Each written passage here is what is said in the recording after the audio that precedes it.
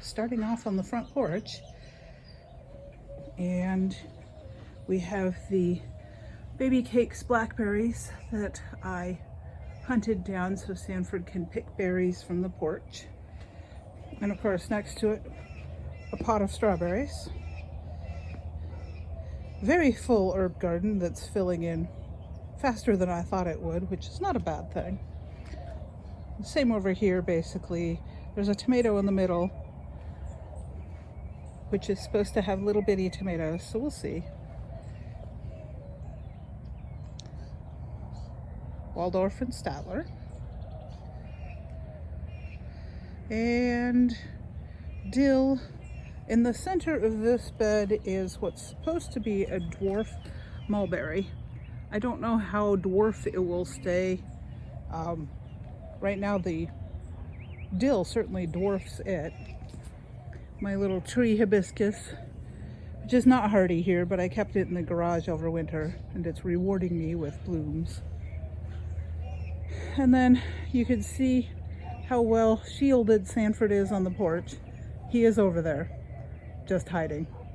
The vine is crossvine and yellow jessamine, and it's pretty much done blooming. It needs to be re-trellised. That's a big project. My rain gauge. More strawberries. Strawberries do not do well in the full sun here in Texas, so I have them on the north side of the house here, along with horseradish, which is doing rather well. Sanford's pink rose, that's a Zephrine Druin, a thornless climbing pink rose. There's a blueberry on the porch. That's mine. Sanford doesn't care for blueberries. And let's see here. A little bit of a currant, a bigger currant, a yellow currant, and a Pixwell gooseberry. And beyond that, jungle.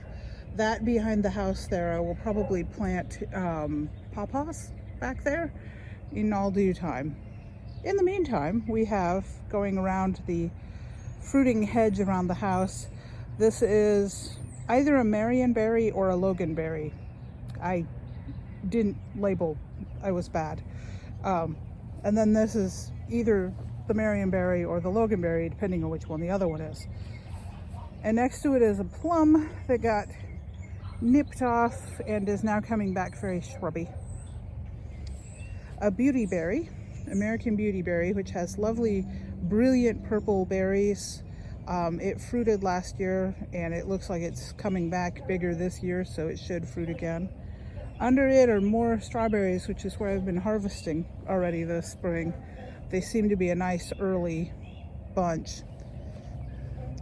I seem to have a volunteer grape coming up. That is not what I planted there, but I will take it and trellis it, and we'll figure out what it is. Fig, big fig. It's growing nicely this year. I'm gonna try and train it, espalier it. The crepe myrtle behind it is the barrier between the neighbors and myself, so I'm leaving that.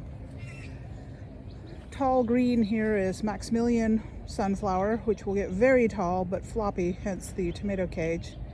And next to it is a jujube, which might have fruit this year, might not. Oh, it looks like it is setting fruit. Tiny little inconspicuous green flowers. These pots are Chickasaw plums that a friend of mine gave to me, and they'll get planted where that mulch pile is once I get moving that. And then this, I'm gonna back way up and probably pan the hedge before I give you all the details. That's a Mexican plum.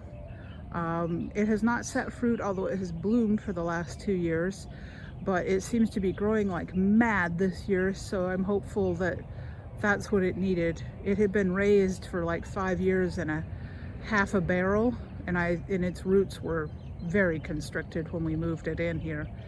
So yeah, this is the hedgerow around the yard.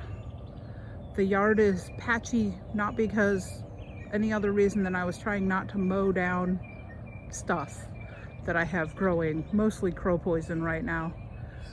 The big tree here in the middle is a pecan. That was there when we got here, It is very oddly shaped. I keep going back and forth about whether or not it should be removed. It probably should, but I can't quite bring myself to take down a tree, so.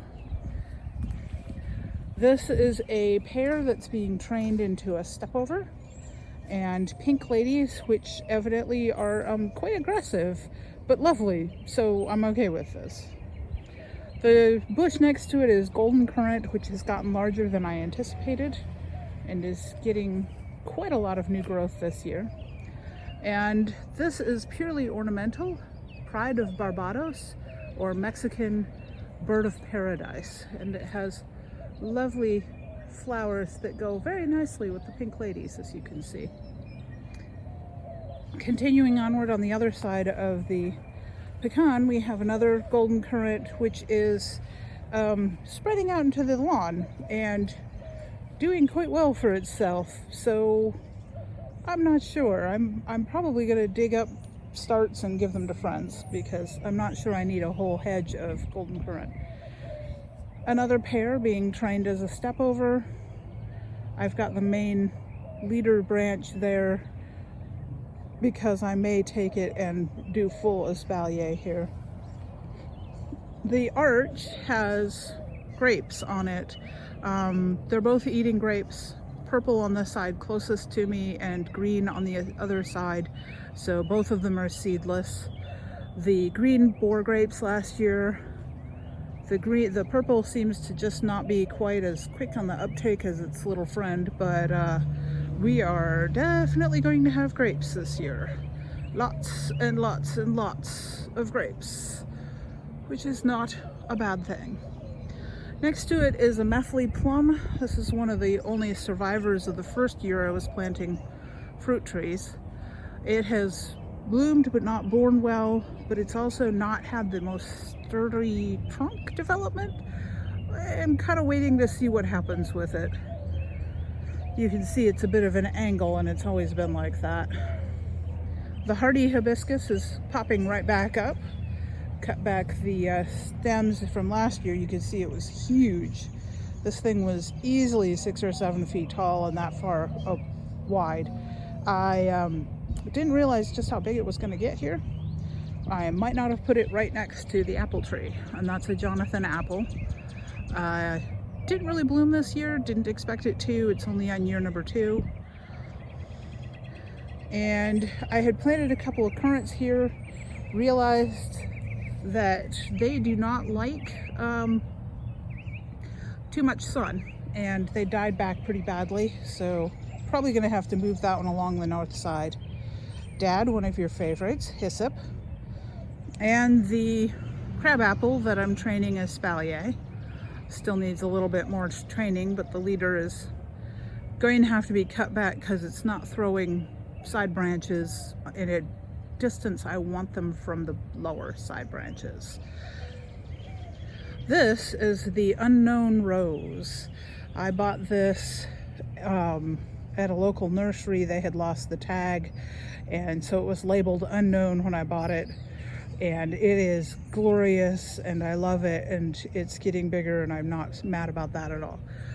Right next to it is a giant fuyu persimmon, and this is blooming, so we might get fruit this year, maybe. We'll see.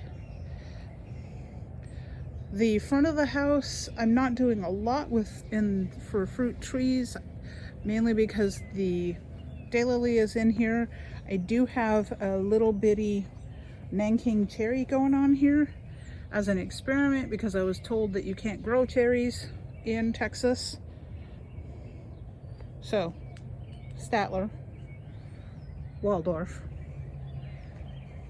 This arch will eventually have roses on it. I have a pink rose and a yellow rose planted on either side. They're just little babies right now. And a peach tree. This tree has got fruit this year, and it seems to be very happy here. So it's a semi-dwarf, so it shouldn't get taller than the roof, which is kind of my criteria for planting stuff next to the house.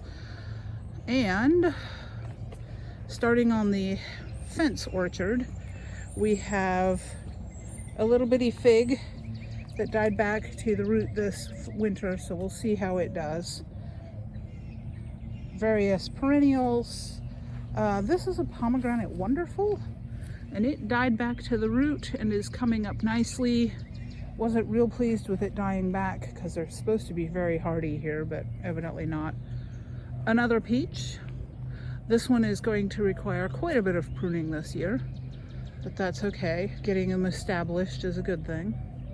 The flower bed, which has a tomato in it, and also something that's called desert bluebells that I planted rather a lot of because I inadvertently bought a 1/4 pound of seed. I don't know what I was thinking, but anyhow. So this pomegranate, on the other hand, this is Surinor, which has a pink flesh to it, and it is quite happy here. It was pretty badly damaged last year by the hail, but it has bounced right back, and we will see how it does. Jerusalem sage, which has grown beautifully since I planted it last year and is a really lovely ornamental. I don't know that it's edible, but it's very pretty. I like the flowers on that. So there's my quince. It's had a little issue with aphids, and oh look, it's blooming. It's a little late, but I'm not mad. That's kind of chewed up. I don't think it'll set fruit this year. That was I've been trying to find quince for a while because one of my friends loves it. This is another Mexican plum, and it is a lollipop tree. That's how it came to be. It was just naked stem and then poof, branches. Mexican plums are an underbrush tree, or an underforest tree, so it'll stay fairly small, but everything is going to get pruned down to keep it where I can reach it to harvest it. And this is a pluot. I thought I had a pluot and an aprium, but instead what I seem to have is a pluot and a peach. And of course the local train. And then there's a little bed here that has catnip in it, and also tomatoes and peppers. And on the fence, let's see, I need to move the big sticky things before the grape goes up into it. That is a Mustang grape. And the jury is out on whether Mustang grape are edible. So coming back around to the side of the house, we have the quince that did not make it, is that stick over there. This is Japan holly, and Japan holly is a interesting tea. You harvest and roast the leaves. And then looking back up this way, we've got the rose garden, which is not terribly in bloom at the moment, although the lilies are coming out lovely.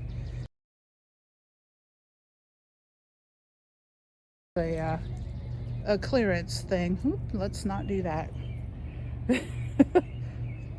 I don't even know how that's gonna look. I've got the handheld gyroscope. That is a coral honeysuckle, which is one of the native honeysuckles. And this rose is called ketchup and mustard. And then I planted a, oh gosh, I'm gonna butcher the name. This is another one of the Asian persimmons. Takanashi, I think it's called. And the chairs are not sittable upon. They were free on the side of the road, and they're there for looks. They are not the best shape. So coming around to the south side of the house, in the messy back area here, we have an Asian pear here, which I have chopped off, and I'm doing kind of a corner espalier training on it. I don't think I'll get branches down lower, and that's fine. I want branches up higher so I can train it around the corner of the house. And the citrus all sits over here. I have a couple of lemons that need pots. That's why the pots are there. But we have a lime. This is the Meyer lemon that we got lemons off this last year, and we'll get lemons off this year because it has bloomed its little heart out. Those are 2 baby lemons because everybody loves that I can grow lemons. And then those 2 are Satsuma, and we'll have the little fruits that you would get at the store sold as like halos or cuties. They're not mandarins. It's a different kind of citrus. And of course the bird feeders, because the cats sit in these windows and bird watch. So I don't have the beds in yet, but I'm going to put some beds on the concrete pad back here where this brush is eventually, and grow things up on the fence there too. And walking back here, I occasionally do random things and then forget that I did them, and then remember them later and suddenly have a small fig tree. Yeah, Dad will understand. This is the apricot, which is growing up next to the chicken coop, and another fig. I kind of have an idea that I'll take these two figs and grow them up and join them over the path to the chickens. I don't know. It might not be a good idea. We'll see. The chickens, who are doubtless thinking I'm going to bring them treats, which I am not, because I'm doing a video. And the garden beds, and a lot of mess because when the backyard floods, it really floods and stuff floats around.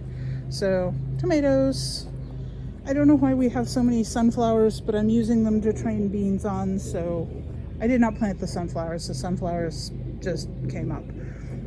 And cucumbers blooming, but no, not setting cukes just yet. Hopefully soon. We like cucumbers. Squash back there. That's the red bud that was here when we moved in. I've planted a little red bud. There's one of my rain barrels, Dad. I do have them. And flowering quince, which is one of the annoying internet myths that this is not the same as fruiting quince, but yet people think it is. I don't know. I have a few asparagus back here and a hayfield, yes. So these persimmons are American persimmons, and they are actually runners, clones from a persimmon that is on the other side of this shop building. Yeah, it's all through my backyard. I've let these two come up. Well, one of them's woven into the fence. It was there when we got there. This little peach died back to rootstock, so I'm gonna guess that if it fruits, it won't be edible, but that's okay. I can graft onto it. There is a little bitty, you won't even really see it yet, red rose there. You can see the mess with all the wind and everything. And another Mustang grape, and random peas that I planted because I was shoving pea seeds in everywhere. And let's see, I don't know if we'll go all the way around through the backyard. Oh, I should at least take you to the elderberries. You'll be able to see here kind of like what I mean when it floods and rains. It floats stuff. So, I wind up with piles of crap that I'm gonna have to rake up. More peas. Chickens. Hello, ladies. Nope, you're gonna run and hide. They're not well socialized. A blackberry. I've got to make sure that now that we've got the chickens back in here again, I've got to put up a trellis external to wrap shade stuff around I've got all kinds of melons that are going to grow up on this trellis. They did really well last year there. And in the back we have the compost pile. Never beautiful, but definitely helpful. Another rain barrel. More strawberries. And we have elderberries, which I need to encourage not to lean on the fence and grow into the neighbor's yard, because that's not nice. Besides which, my elderberries. They are underplanted with rhubarb, which technically shouldn't grow here, but I'm trying. I'm hoping that being back here in full shade, that it'll do better. Anyhow, that's about my 20 minutes, and oh yes, more peas on the fence. Fortunately, the neighbor's dog has not figured out that peas are tasty, so I get to harvest the peas rather than letting him have them. And that is, oh, and there he is. Hello there, brown dog. I don't know his name, but he's a sweetie. That's the garden. I hope you enjoyed your tour. I'll do another one eventually. Maybe with less weeds, but probably not. Weeds are an ongoing battle.